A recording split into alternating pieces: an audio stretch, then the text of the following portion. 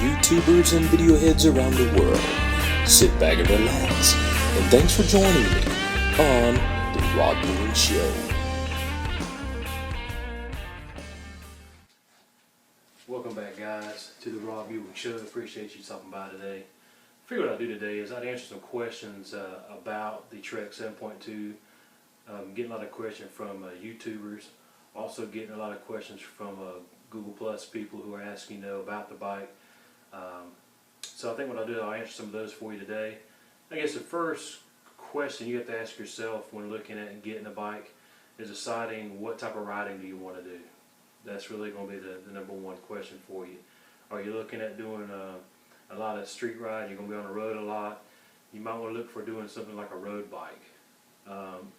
If you're kind of in between and you want to do some road riding, but there's some light trails you want to tackle with the bike and to be able to breeze through those, then you might want to go with a hybrid type bike. Or if you're just going to go all out on the dirt, then of course you want to look at doing a mountain bike. But the Trek 7.2, it is a hybrid bike. It is their fitness model. It's a step above the 7.1. This is the folder that I got when I purchased my bike. One of the questions I'm getting is how much does this bike cost?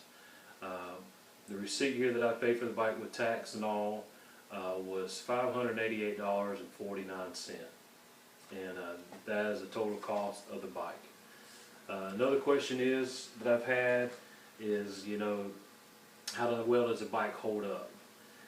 I bought that bike 2013 of September the 6th. It's almost September. We're at the end of August now. September 6th is coming up, so it's almost a year. I've put 785 miles on this bike since I've had it. I average knowing about 2 rides a week is knowing my average since I've had the bike. Mile-wise, I usually put within those rides, usually each time I go out, I'll do maybe a 15 or a 20 mile ride. Okay, and so that kind of gives you an idea how many miles I put on it. About 40 miles a week, and I keep up with all my miles. I use Strava, which is a free app that you can download, and I use that. It keeps all my rides and shows it on the maps and whatnot. So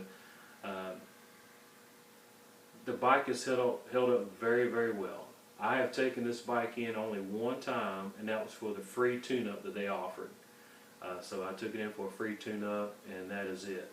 And they adjusted my brakes and gears, and made sure the wheels were true and all that good stuff. So I haven't had any problem out of it. So problem-wise, any problems I have, I haven't.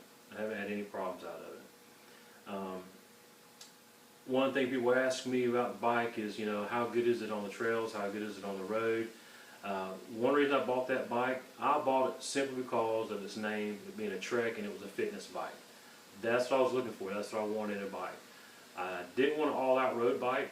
I wanted to be able to get off the road and hit some trails with it, and maybe kind of get into some thick stuff. This bike has proven that it can do that. If you've seen some of the videos that I have here on YouTube, you'll see that this bike has no problem going down some nasty, muddy trails. Now, when you get into the white, sandy stuff that's really thick, now you're going to have a problem once you get through there.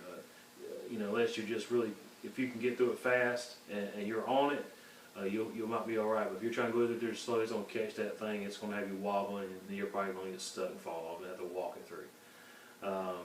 But you expect that. You expect that. No problem there. That's what I expect out of the bike. When I'm on the road top of this bike, which I do a lot of road riding, the most miles I've put within one day, and I usually get out and I'll do maybe an hour and a half, a 2-hour ride is usually how long I'll stay on the bike. The longest I've been on is 30 miles, and that took me about an hour and 45 minutes to do a 30-mile ride, and that's with some small hills, mostly flat surface. The average speed you can look to on this bike, the average speed I average about 14 miles an hour on this bike. That's my average speed on this bike on most of my rides is about 14, unless I got a strong headwind coming and I feel like I'm riding against a wall. And if you ride in a period of time, you're going to experience that yourself. But use about 14. Now, take that and you compare that to, say, a road bike that's built for the road. It's light, it's got lighter weights, maybe it's made out of carbon fiber.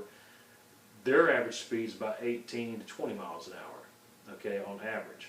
So that kind of puts it in perspective on what you can expect out of this bike. But I'll tell you what, when you got this bike and you're cruising and you're coming down some hills, I've hit some pretty good hills on this thing. I've got it up to 33 miles an hour coming down a hill, and that's cruising. That's cruising, and it's handled fine, not a problem. So I hope that answers some of the questions that I've had about the bike. It is a hybrid bike. It can go both ways. You've got to ask yourself what type of bike do you want, what kind of riding are you going to do mostly. I've seen a lot of people, because this bike is built for it, and you can do this. A lot of people get this bike because they want to be doing some commuting with it. They don't want to be in the vehicle a lot. They want to ride to work. They want to commute here and there. The bike is set up. If you want to do commuting, you can.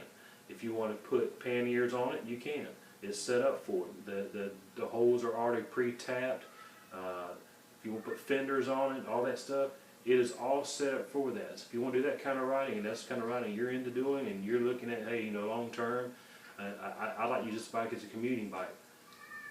The bike is made for that. Perfect for it. I've had a lot of guys hit me up and say, hey man, I use my bike as a commuting bike.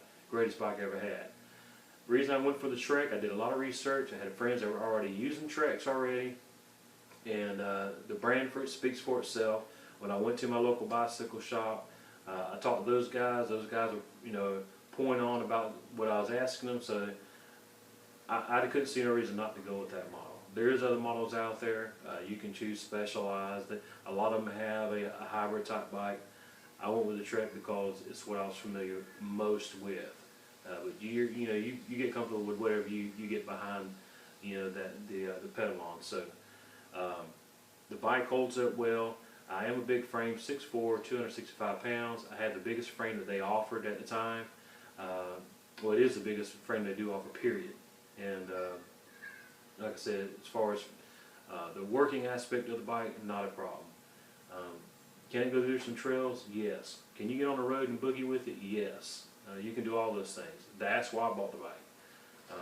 I got it for the fitness aspect of it. And if I decide later on to do some commuting with it, it's perfect for that. It's already set up for it. I can do that. Right now I keep my bike, as far as what's on my bike, very simple. I've got a bag that I carry my tools in, as far as, if I have a flat, need to get it fixed, inner tube, extra change, money, place where I can put my wallet. I have, lights on the front and on the back for safety reasons, because sometimes I do some night riding, and I like to be visible during those times. So other than that, I keep it light because I want to be able to move out on this bike. I want to be able to jump from hardtop to the dirt and get with it. So that's my preference. That's why I chose the Trek. And so I hope that answers some of the questions that I've had by people that have considered buying the bike. I would not change my mind and go with another bike. I'm very happy with the purchase that I've had. Actually, when I went to put the bike on layaway, I went in with a 7.1, and with just, I think it was like $100 or so more, I could get 7.2. So I decided, well, heck, that little bit of amount of money, I'll just go ahead and jump into 7.2. And so I did that, and I've been pleased with it. And I'm actually gonna get out and go ride today some, and do some riding. But anyways, I hope that this video helps with some of the questions I've gotten over the past year about the bike since I put the video up. I hope this answers some questions for you guys. And like I said, go and check out my YouTube channel. Check out some of the videos I've already done. And I appreciate you guys stopping by. If this video is helpful, give me a thumbs up. Pass along with somebody else that might be looking at getting this type of bike. And I sure would appreciate it. God bless y'all. Take care now.